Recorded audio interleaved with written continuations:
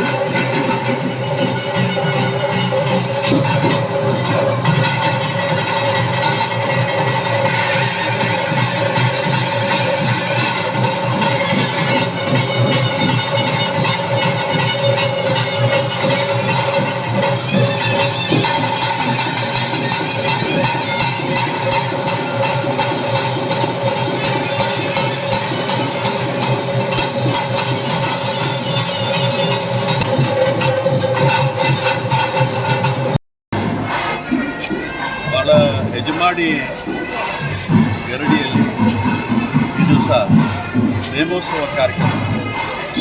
ಹೆಜಮಾಡಿ ಗರಡಿ ಭಾಳ ಪ್ರತಿಷ್ಠಿತವಾದಂಥ ಒಂದು ಗರಡಿ. ಈ ಊರವರೆಲ್ಲ ಹೊರಗಡೆ ಪರವೂರಿನವರು ಕೂಡ ಬಂದು ಹೊರಗಡೆ ಇವತ್ತು ರಾಜ್ಯದಲ್ಲಿ ಬೇರೆ ಬೇರೆ ಕಡೆಗಳಲ್ಲಿ ದೇಶದಾದ್ಯಂತ ಇದ್ದಂಥ ಜನ ಬಂದು ಈ ನೇಮೋತ್ಸವ ಕಾರ್ಯಕ್ರಮದಲ್ಲಿ ಭಾಗವಹಿಸ್ತಾರೆ.